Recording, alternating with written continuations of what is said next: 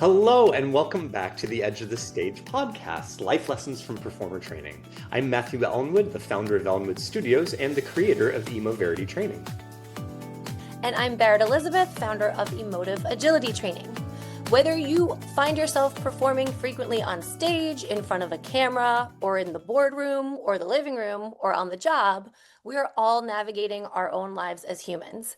And Matthew and I are here to offer tools and techniques from performance training to help you connect to yourself and others with purpose and presence. And speaking of navigating life as humans, in our last episode, we started talking about a performance technique known as zero. And as a refresher, zero is a centered, focused, embodied state of readiness. And so today we want to talk about one of the most interesting ways to apply zero, which is holding a boundary in a difficult situation or a challenging relationship. Matthew, how does this show up for performers? Off the top of my head, there are a couple things. When we have on-camera performers who are negotiating contracts and auditions, nudity clauses are important. You have to have consent. And so if you show up on set and they're like, we're going to change the scene so nudity is involved. There's been no consent to that. There's been no agreement. And so you have to go back to a negotiation. And rather than just saying, oh, okay, that's fine, it's not fine, putting that boundary down. And that goes for auditions and callbacks too. The other one I can think about is the history of really harsh mentors in acting classes who will scream or yell at a student to provoke an emotional response. And they say, that was it. Did you feel that? So it's a reactionary response rather than a generative response.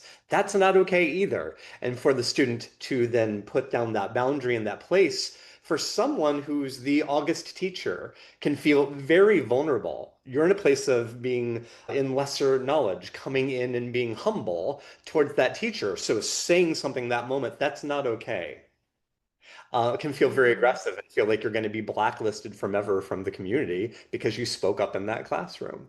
So those are two examples from performer life. How about you? What have you encountered in the business and fitness worlds? Yeah, well, I also think about coaches on the Yeah. field who could be really inspiring or really abusive or cross the line with how aggressively they're coaching or yelling or shaming as people are playing, right? And that kind of feedback can be too harsh, and it's kind of hard to know when you're the person who is in the game on the field representing the team to kind of know when to say that didn't feel right and that's not okay. That is incredibly difficult. And of course, in an office setting, many people, I imagine, can have a memory of some time when, someone's leaning in a little too close over your shoulder as you're staring at the computer screen, or maybe a touch on a place that's a little too low on your back, So when it comes to those sorts of microaggressions or sexual harassment in the workplace, holding a boundary looks like saying that that happened and that it wasn't okay and you're not okay with it. Of course, we have in our personal lives, and something like maybe your friend always expects you to pay simply because you earn more income than your friend, and that's just an assumption, which would be a really hard time to set that boundary that you're not comfortable with that. Or maybe mom-in-law pops by unannounced just a little too often at your house, and you really love her and don't want to offend her, but you need to say to her, I need a heads up before you come over. That's what will work best for our family. It doesn't work for me that you drop by unannounced. I'm not an expert in boundaries. It's an extremely interesting topic for me. And I've been reading this book recently by Nidra Glover Tawwab. I don't know if I'm pronouncing her beautiful last name correctly, but Set Boundaries and Find Peace, a guide to reclaiming yourself. So all this to say, I think zero is the state, and practicing getting into it is something that can help us to hold boundaries, especially if you're somebody who needs to. Yeah. And what do you recommend as far as like the steps? How would you know that you need to set a boundary? I know there's an uncomfortable feeling, but we can feel uncomfortable for many different reasons. So how do you kind of know what Nidra says is signs that you need to set boundaries are that you're constantly feeling overwhelmed, that you feel resentment towards people when they ask you for help, or you avoid phone calls and interactions with people who you think might ask you for something. You're in a state of burnout all the time, and or you frequently daydream about just dropping everything and disappearing. Or another one is you literally always feel like you have no time for yourself. Oof. Those are all signals that boundary setting might be needed. So, Matthew, there's a lot of literature out there and resources on what to say in order to hold a boundary. But there's also this whole other side of non-verbally holding a boundary. So, can you talk a little bit about how zero plays into that part of boundary setting?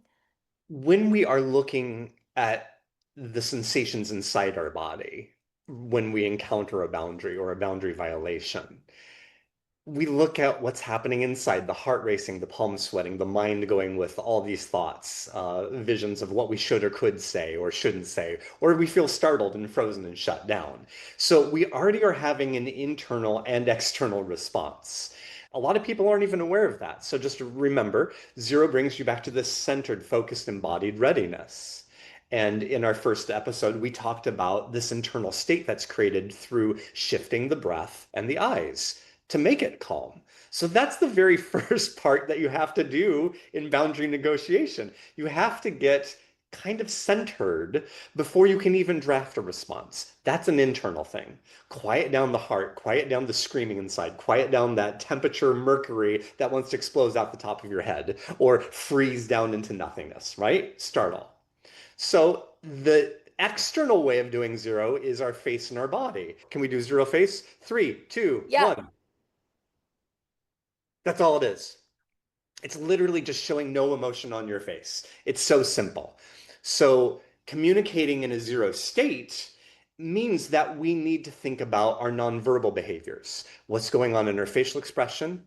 Zero. What's going in our body Mm. posture? Zero, right? So we're not hunched, we're not defensive in the back, we're not leaning forward. We're steady as we go. We communicate zero emotional affect, and it's very effective. There are a lot of benefits to it. I think it's really interesting what you said that we have to have an awareness of zero in order to know what we're feeling. In our last episode, we called that the baseline state, right? We're assessing the baseline state so that we know that there's a need for zero. Now we're kind of advancing. Yes, We're assuming that you've had a baseline state. It's like, oh, my heart is racing. I'm uncomfortable. I don't know what to say. That's your baseline state. Zero is needed. Breath in, right? I wanted to comment on that because I think it's hard to know when you need a boundary or you it's hard to know when you some people don't know when is the moment to hop into that. It's hard to use your own internal sensor to detect that. So I think what you shared in the last episode is a really, really great way to get there. So when it comes to this communication of zero with parts 3 and 4, face and body, how can Right. that facilitate a situation in a performance context? So, as an artistic tool, in a performance training context and a performance use context, it is the blank canvas. It's white. It's ready for pigment, for paint.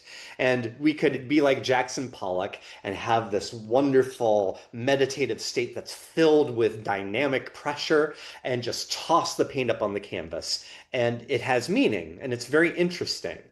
But that's not always needed, right? So we have this blank canvas, we throw it up, that's great. But sometimes the energy becomes too heavy, it's too much. Mm. And so we pull back to nothingness. So learning when to put the foot on the pedal to make the gas of the emotion go forward and really be vibrant, and when to let it go. That's how we seat this in a context of training performers to do this task and to use it generatively in their art making, in their monologues, their songs, their dances, so that there's this Mm. sense of space and palette and how we apply the tools. And so for the performer personally, how does zero show up? How does zero affect the performer actually getting into that zero state in that artistic context? I think when we have that clean and clear access, we have more interesting choices that we make. We're more spontaneous. And if we're working for a very intense or even a hostile director or team, it takes away the edge of emotional reactivity. So when that director gives a really hurtful, hard note at the end of a rehearsal or a day, you don't have to embrace that pain.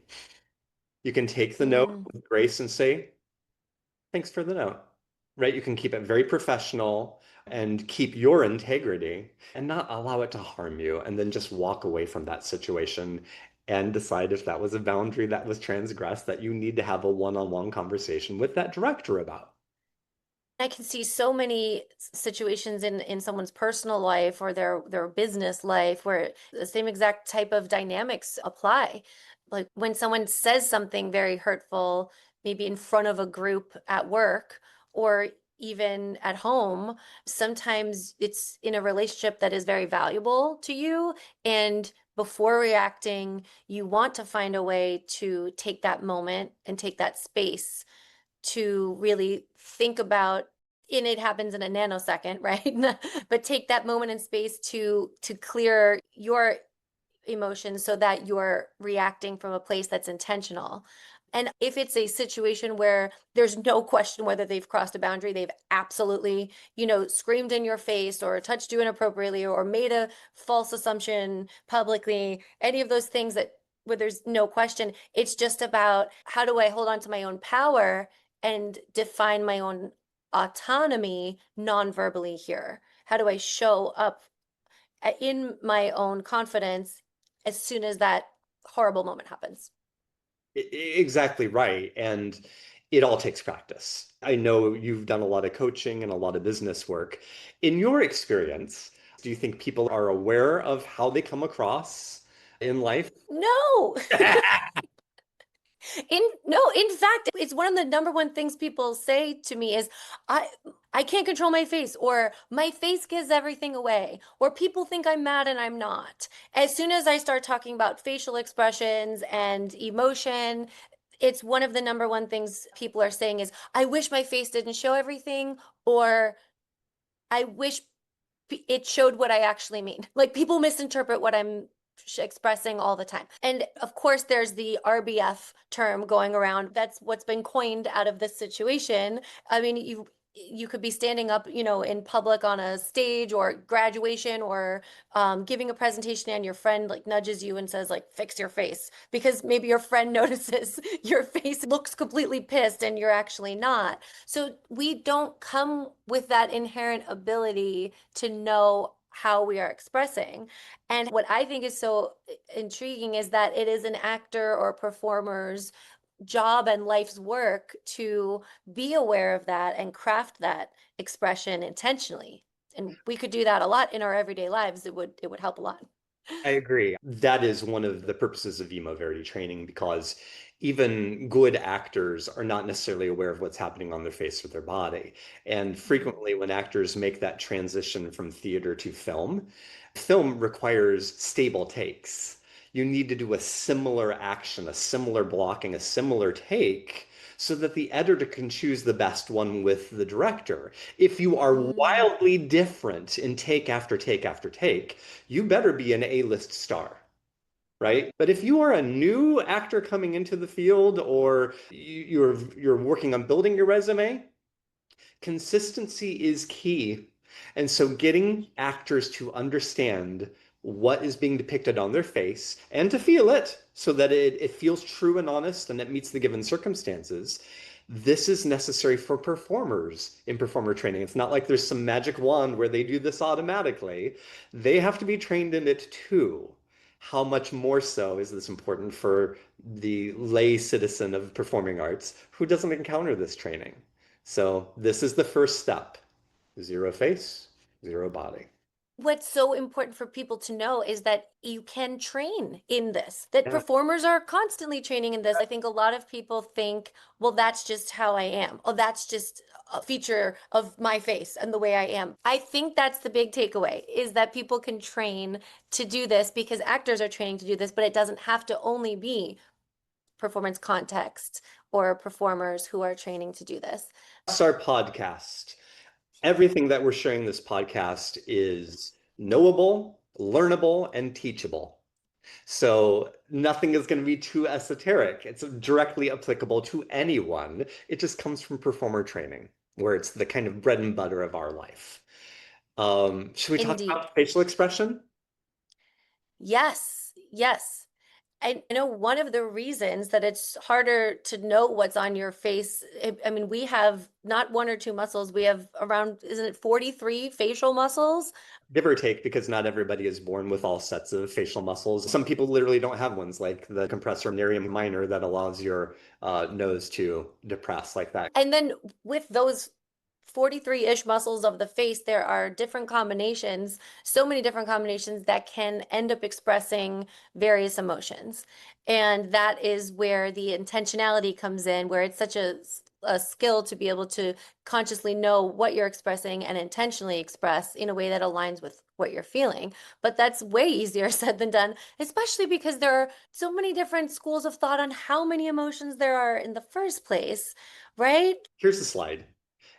We find that of the 16,384 possible facial configurations that people can theoretically produce, only 35 are successfully used to transmit emotive information across cultures.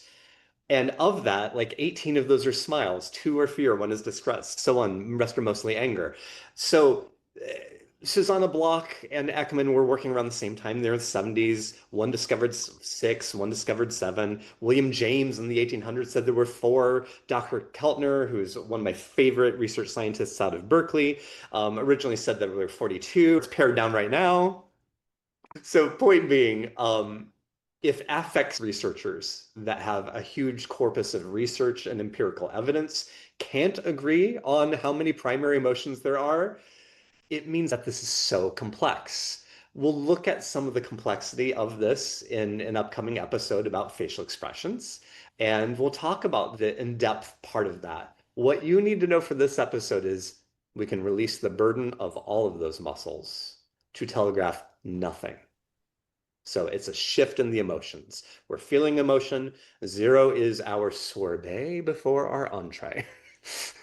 Right, right. It is the absence of expressing emotion.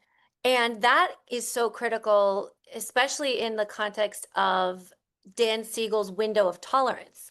Can you talk us through why and how that is so important and so relevant to using zero as a strategy?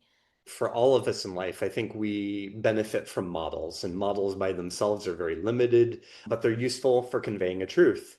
There are two central models that a lot of people are talking about, polyvagal theory from Dr. Stephen Porges and Dr. Dan Siegel's window of tolerance that Berit mentioned. The center of the window of tolerance is when we are experiencing in our own life circumstances being calm, connected, collaborative, and centered. So we're in a social relationship with each other, with other people, we're connecting, and we feel good about where we are. That's where we all want to try to strive to be. I know that through my daily Es- life, I'm not there a huge percentage of the time, but I'm close. especially these days, Yeah, especially these days, there's so much volatility and change going on in every aspect of the world. It is a very aspirational state, right. not So unachievable. not unachievable, and there are lots of ways of getting there, right? Exercise, yoga, meditation, singing, connecting with friends. So there are great ways to bring us back to this window of tolerance, and we have lots of strategies and practices that are beyond the scope of this podcast. On either side of this window, the up and the down, there are two states called dysregulation. Dysregulation, little buffer between going to hyperarousal, which is the fight or flight response, and down below, dysregulation into hypoarousal, which is the fawn and freeze response. When we're in the dysregulation buffer, We can feel those symptoms, but still do our techniques to come back to our window of tolerance or get closer to it. So when we feel ourselves getting very heated or getting very activated, Yes, that's an awakening to go, ooh, if I push this too far, if I give in to rage, I might be like Will Smith and Chris Rock at the Oscars. At that point, his anger got the better of him, and that's not a conscious decision past that point. We are going, the body's active, and we are in fight mode. And there's no talking back from that fight mode. It's got to mhm, exercise the program and go its way through. It's years and years, thousands of years of evolutionary development of protecting body and self and beloved. We just go there automatically, and it's too late. mhm, We've gone past dysregulation into hyper arousal. We're fighting. We are running. We are getting out of there. We're not thinking about it. Our body just takes over. Same thing when we get too scared. If you watched our last episode, that young man passed out in that thing. He possummed, right? right. On When the we thrill ride, on the thrill ride, he just totally went passed out. It was right? catatonic kind of.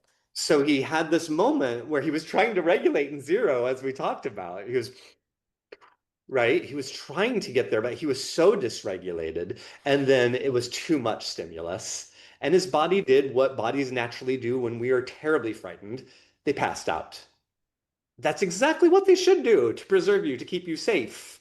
We have this choice then in the middle of dysregulation that we can go to zero and get closer to that window of tolerance. Moreover, in performer training specifically, we want to find a way to enjoy going into dysregulation, yes? So that Mhm. no emotion is good or bad. They're all pleasurable, they're all useful, they're all good for storytelling. And so we want to develop on the high side of things a sense of ourselves as being oil, how oil has different smoking points. And Uh-huh. from the abuse of a director or an abusive teacher, but our own prompting, our own consent to get a little bit more comfortable being uncomfortable. So my smoking point was 200, but by the end of the semester, it got to 300. By the end of my junior year, it became 400. As a professional actor, I can take 450. Put me in the oven on bake. We're good, right? And you're going to need that for 13-hour days of shooting on a set when you're on a TV show, both personally and professionally. You need to have a higher smoking point. Same thing, a higher freezing point, so that when someone gives you feedback that's critical or feels bad, you don't just, I'm horrible, I'm an imposter, I don't belong here. Like, oh, that's an interesting point. So it gets cold, but you don't go to ice cube right away. There's a whole therapy called acceptance and commitment therapy. So the first part is just accepting that you're feeling this emotion that you perceive to be difficult for whatever reasons. It could be a lived experience that this emotion like sadness was not allowed in your house. And so there might be feelings of shame that come up when tears happen. And it's like, I'm feeling sad, and that's okay. And I accept that and accept that I'm uncomfortable. That's that first step in that Hmm. dysregulation towards healing. But I hope over time that folks then find this way to connect, to be calm through it, so that crying actually does feel like a release and it's good.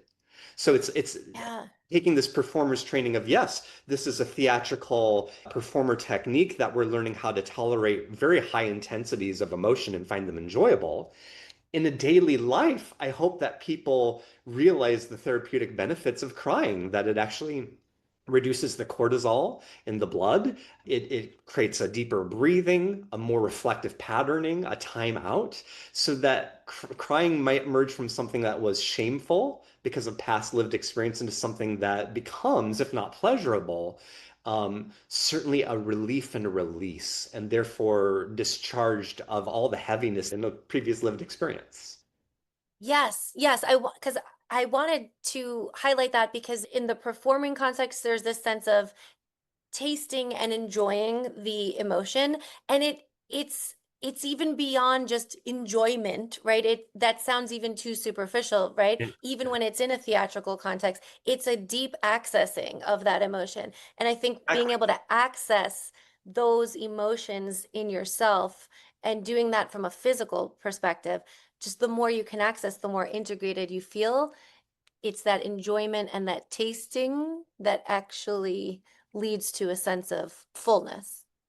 Absolutely, to use Alba method teacher parlance, which is a way of training emotions for performance. It's unclogging your emotional tubes, right? Ah, If you mm-hmm. have clogged pipes, you don't have access to either drainage or plumbing, fresh water or taking away. So by unclogging our tubes, both as performers and people, we have more access. We live more, we're more vibrant, we have more strategies for identifying what we're feeling and using wonderful self-talk and somatic activations to help us have embodied emotional intelligence, whether that is positive phrase work or body sensations and movement. It gives you more ability to live with more colors. Why just live with black and white if you don't have to? All the hues are beautiful and very useful. I love that, to live with more colors. And that is where we're going with helping people to access zero. It's how does zero become a starting point or a home base, to be able to get into those authentic emotions as they arise. That's right. That's right. And to come out of them if you don't want to feel them, right? The Right. feeling of being stuck, like, oh God, I'm crying and I don't want to cry, but I'm gonna cry. Like, okay, you want to cry, that's fine. Acceptance commitment therapy, right? No harm, no foul. But if you don't want to, try zero and see if that does anything for you. Does that give you a sense of, ooh, I'm not ruled by emotions. I've got choice here. I can regulate. That's very empowering. I want to highlight zero as being this really foundational place to grow new skills of autonomy and Mm-hmm. uh, Mm-hmm. feel safe that you don't have to just go on the whitewater raft of life and be helpless. That there is some choice here, and we don't have to be hijacked by our emotions. Yes, right, to feel safe. And actually, the definition that Nidra actually uses in the book of boundaries is boundaries are expectations and needs that help you feel safe and comfortable in your relationships. Yeah, And that all ties together because zero is a vehicle to do that. it is. And with that, safety is not totally guaranteed if there's risk. It helps bring about bravery, courage, Mm-hmm. so that you can be stronger and face the thing, even if it doesn't feel completely safe. Bravery. Mm-hmm. So all of this talk of safe space and bravery leads us into something that those of us who have a little bit of background in psychology have encountered. Berit, I know that's part of your degree work, is both in psychology and directing. In your coursework, did you encounter this video of Dr. Edward Tronick's still face experiment? And what did it mean to you? And how did that form your perceptions of where you are working now? Oh, yes. Yeah. In the world of social psychology, that is a big, well-known experiment and study. And what is really interesting is it shows the impact of an external zero face. And in this case, it's very hard to watch. It's rather sad because we're seeing the impact of a still zero face on babies. And we'll let you take a look at it, but what it really speaks to is the reaction side of what can happen, um, positive, not always, negative a lot of the time. What can happen when you decide to take on a zero face or a still face? And it is definitely one that brings up a lot of emotions, and that has been well documented and researched. So And go ahead and take a look. here's the video. In the still face experiment, what the mother did was she sits down and she's playing with her baby who's about a year of age. I'm like a girl. Oh. And she gives a greeting to the baby gives a greeting back to her. Yeah. This baby starts pointing at different places in the world, and the mother's trying to engage her and play with her. They're working to coordinate their emotions and their intentions, what they want to do in the world. And that's really what the baby is used to. And then we ask the mother to not respond to the baby. The baby very quickly picks up on this, and then she uses all of her abilities to try and get the mother back. She smiles at the mother. She points because she's used to the mother looking where she points. The baby puts both hands up in front of her and says, "What's happening here?" She makes that screechy sound at the mother, like, come on, why aren't we doing this? Even in this 2 minutes, when they don't get the normal reaction, they react with negative emotions, they turn away, they feel the stress of it. They actually may lose control of their posture because of the stress that they're experiencing. Okay. I'm here. And what are you doing?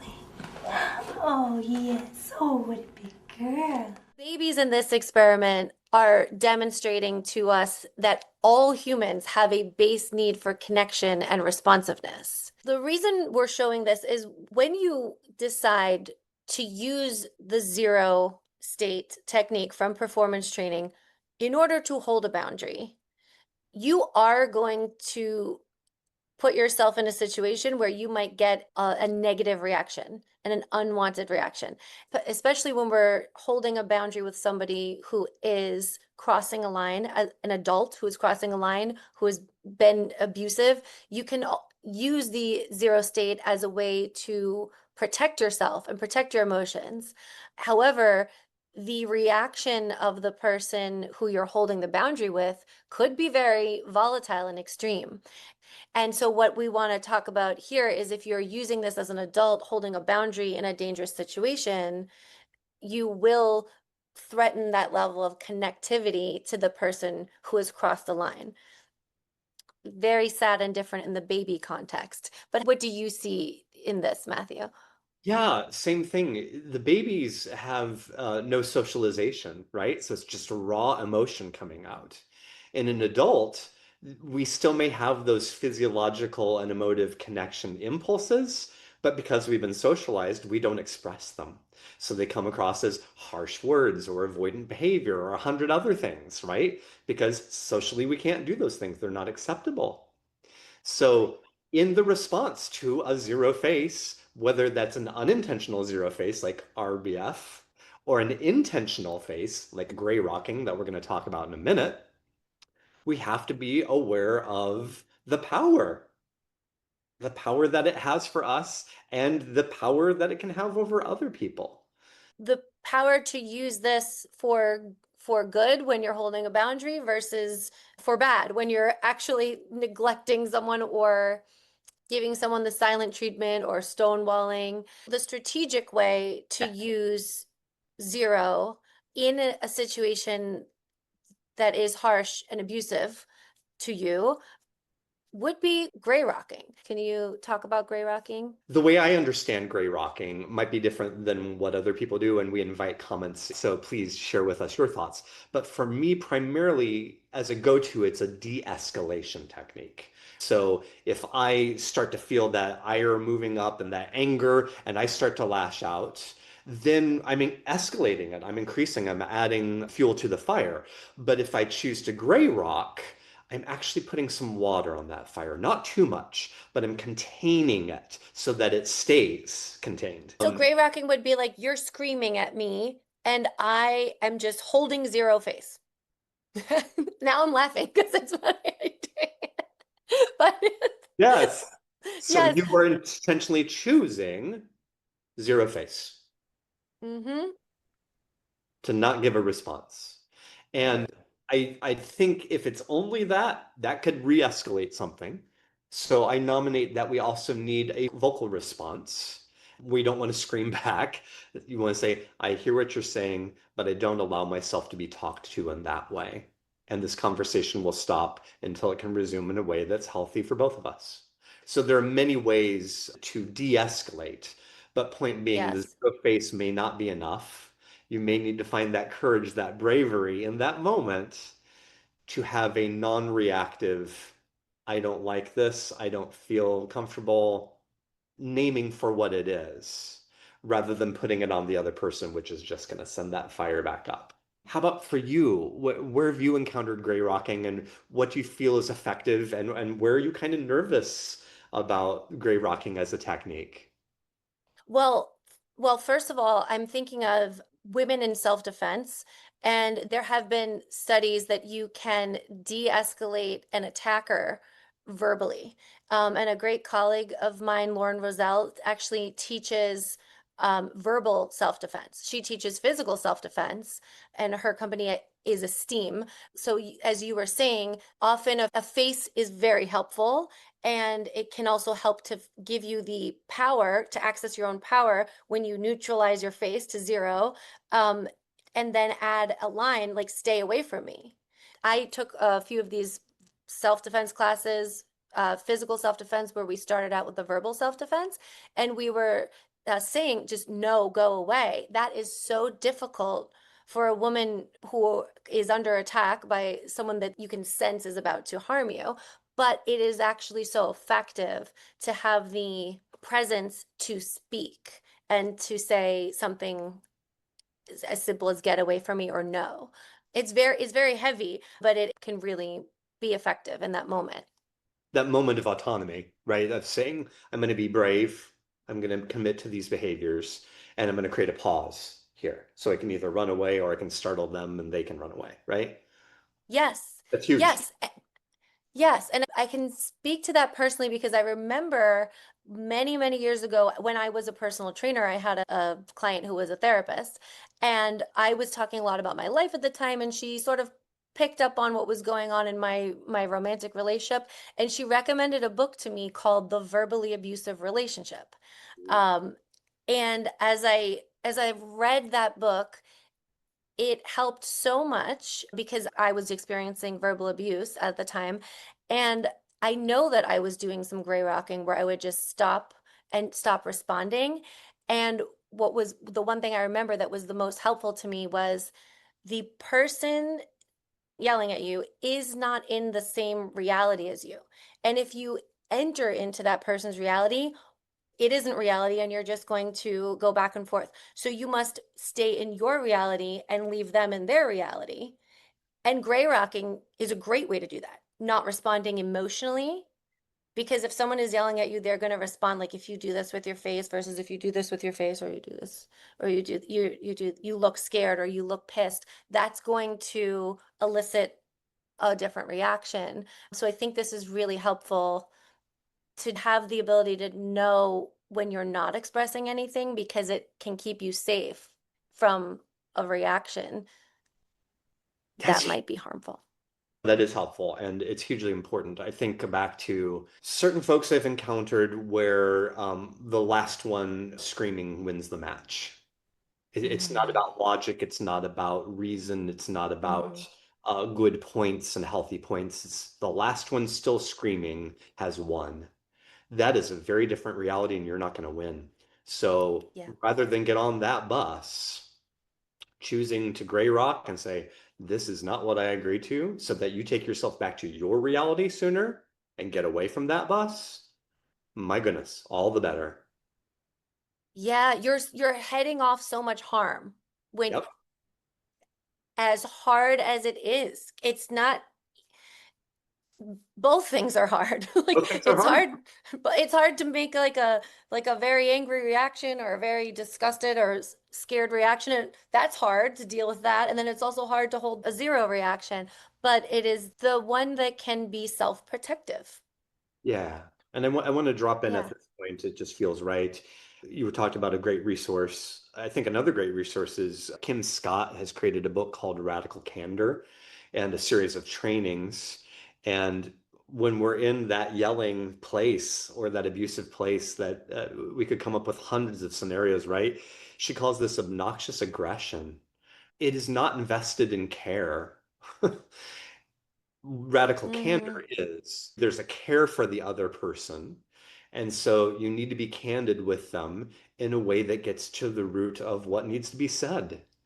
And that takes bravery. And I think zero is the first step in physically getting yourself ready to have the integrity to exhibit radical candor. You go to zero, Yeah. you think about how this other person is going to receive this important message that might be a little hard to swallow. And it's said with care and concern, but not over empathizing, and not false, from a place Hmm. that's authentic and true, but clear, you Yes. know? Yes. So I Yes. love Zero can help us to be clear. it does. It's just that pause that we need. And we can practice all the radical candor ways that we want with our text and our choices, as your colleague mentioned about like physical and verbal self-defense. We can practice those responses. But unless we've had a zero at the beginning of that, it's not going to feel centered, and it's going to feel maybe on the other side as coming across as not authentic somehow, right? Mm-hmm. Mm-hmm. Giv- Right. Giving the moment of being in zero really allows you to take a space. How I'm going to say this in a way that is useful for me and preserves my dignity, but is also useful for this other person and preserves their dignity. Yeah. So important. And I'm wondering if now is a good time to actually put these parts of zero into practice, these different physical components that we've been talking about, so we can try it out together. For a zero state, there are actually four components. The first two we talked about in our last episode, which were the eyes and the breath. The third is face, and the fourth is body. Just to get into a zero face, practically how you would do that is simply remove the burden of emotional expression from your face entirely. You can also tap on your face so that you can get that tactile feedback of which muscle groups are working and encourage them to relax.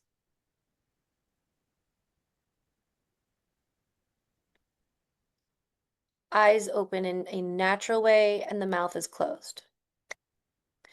And then body. Matthew, can you talk us through this fourth component? So just as you've released things through your face, we want to think about releasing things through the body. And for most of us with our phones and pads, we're in this contracted downward shape. So the release actually takes a little bit more energy. It's right at about a 5.5 from a 10-point scale. 1 is no energy at all, 10 is immense energy. So in an acting way, performers, if you want to try this at home or anyone, 1 is imagine that you are on the floor and you are just about ready to go to sleep or just waking up and you can't move. You are so heavy. This is typically an actor's exercise, especially in Lecoq. This is a 1, and we'll talk about this later. All the way to the other side of the spectrum, every muscle, including in the face, is tensed, and you are statue-like, immobile, can't move at all. That's a 10. Where we want to idealize is at a 5 or a 5.5.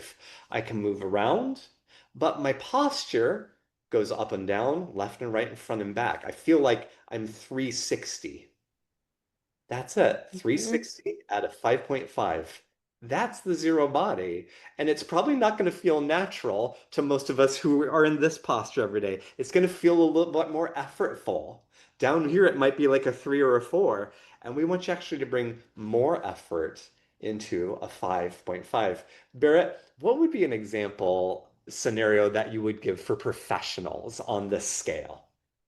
Yeah, sure. So I would say that we are aiming for that 5.5. And so to kind of find where that is, imagine you're at a work conference that you traveled to, but you decided to arrive a day or two before, and you're relaxing in the hot tub before any of your colleagues are there. Maybe you've had a nice drink and you can exhale and your whole body is lax and not tight muscle tonus. You've just maybe had a massage and you're just completely at ease in your body.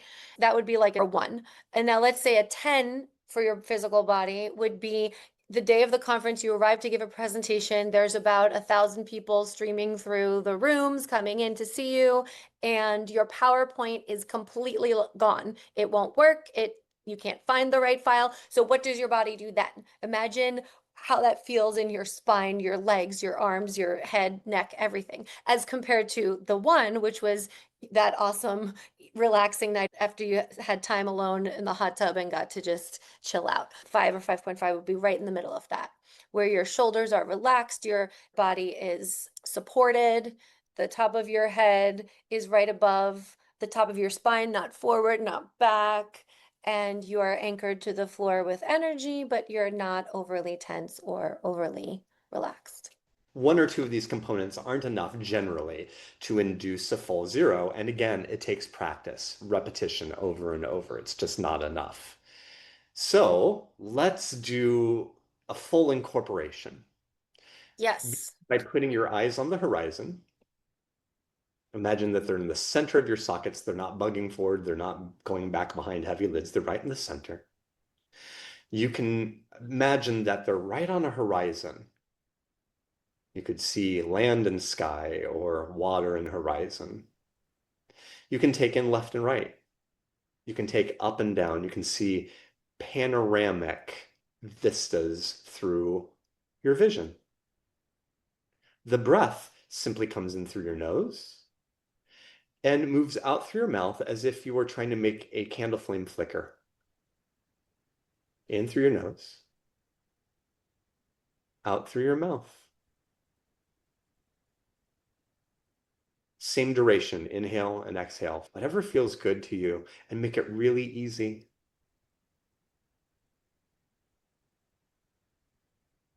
Holding that with your eyes and breath, now make sure that you allow yourself to release the burden of expressing any emotion without any worry about what your face is looking like. Just no emotion whatsoever, tapping your face, relaxing all the muscles in your face, except for your jaw that will keep your mouth closed, and your muscles around your eyes that will keep them open. And then when you're there with your face, layer on the zero body, which is about 5 to 5.5 intention. So open, alive, activated, not overly tense, not overly limp or relaxed, just a readiness with your posture. And just notice, did you lose track of your breath? If so, in through the nose, out through the mouth. Did your eyes wander? If so, bring them back to the horizon, left and right, up and down. Did you start to slack in your body? Bring it up to a 5. Widen those shoulders a little bit, but make sure it's an easy posture. And then a smile or a frown or something else appear on your face. Just erase those lines. Couple more breaths.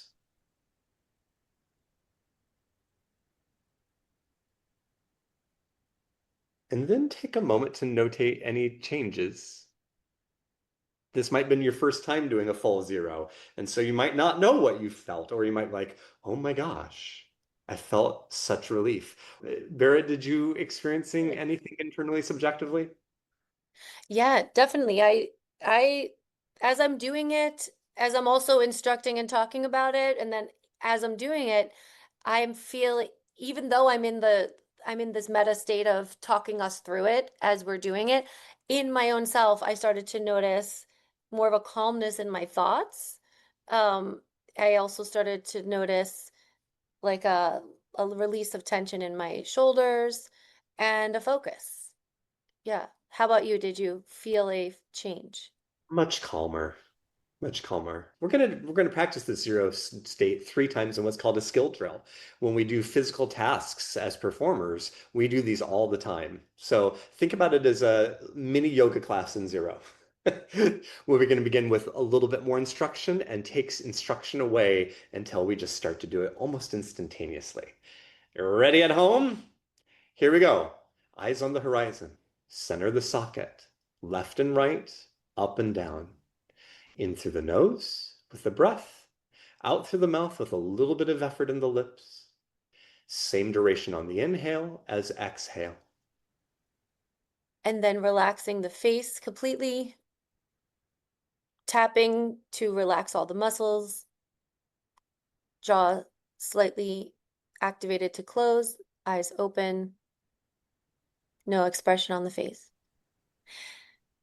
And the body at about a 5.5 in tension, in a middle open, ready state. Take a breath here.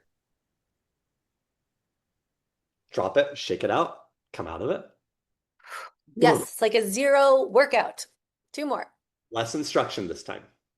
Eyes on the horizon, left and right. Breath in through the nose, out through the mouth with a little effort in the lips. And then relaxing the face, entirely removing the burden of expression, and bringing your body to a midpoint of tension in a state of readiness. Breath in, breath out. Shake it out. Last one. Eyes on the horizon. 0 breath. No expression on the face. And about a 5.5 in the body.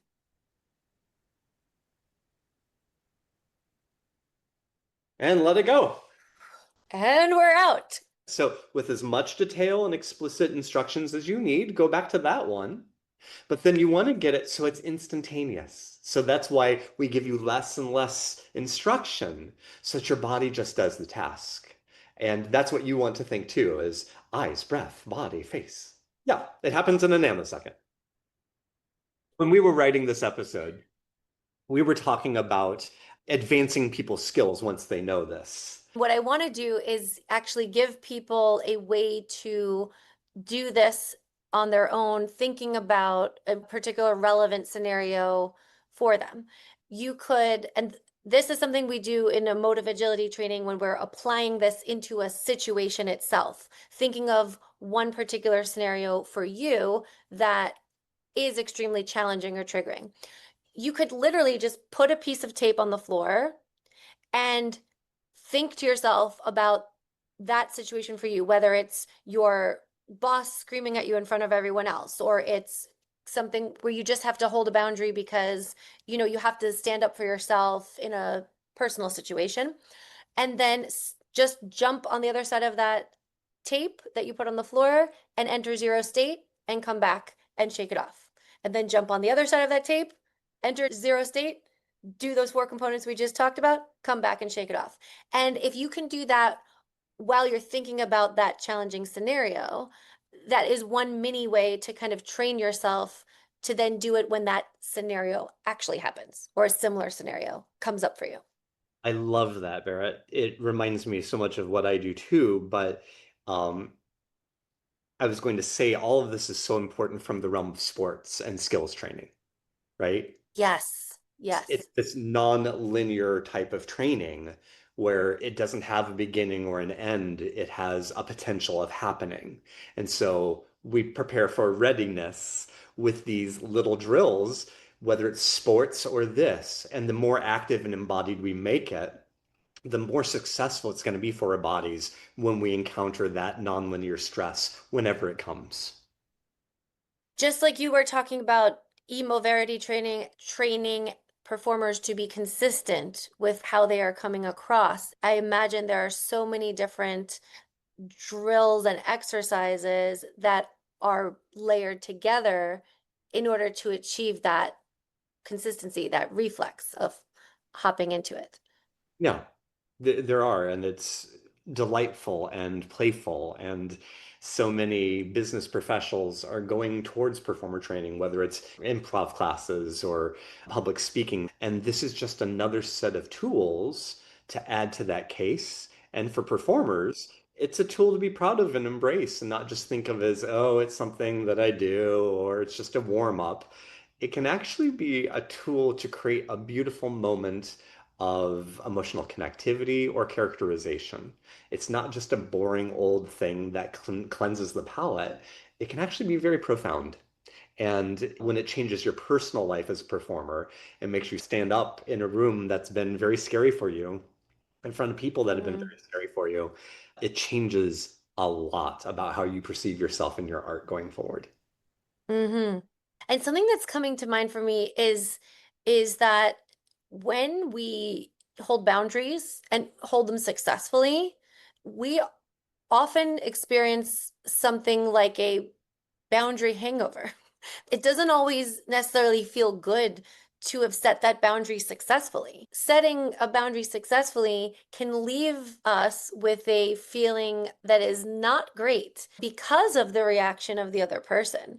And sometimes the reaction of the other person is, okay, cool. I respect your boundary. I understand. Makes sense you feel that way. And that could very well happen a lot of the time. But sometimes the reaction of the person is lashing out or giving you the silent treatment or what have you. And that's why we wanted to show Dr. Tronick's experiment, because we want to show where that urge to have a bad reaction to a boundary is coming from.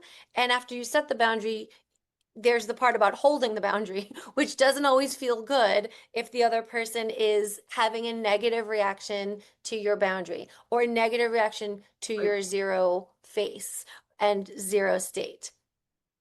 There is a tendency, especially in female identified people who've been conditioned as girls and women growing up, that to actually feel like you're being too aggressive when you're actually just being confident. To confuse confidence with aggression. It can be confusing to confuse confidence with aggression or just to not know where that line is. And like we were saying, one of the ways to put this into practice and to kind of know is to do it repetitively and to know the more you do it, the more you will notice, you will be able to build that meter for yourself of confidence.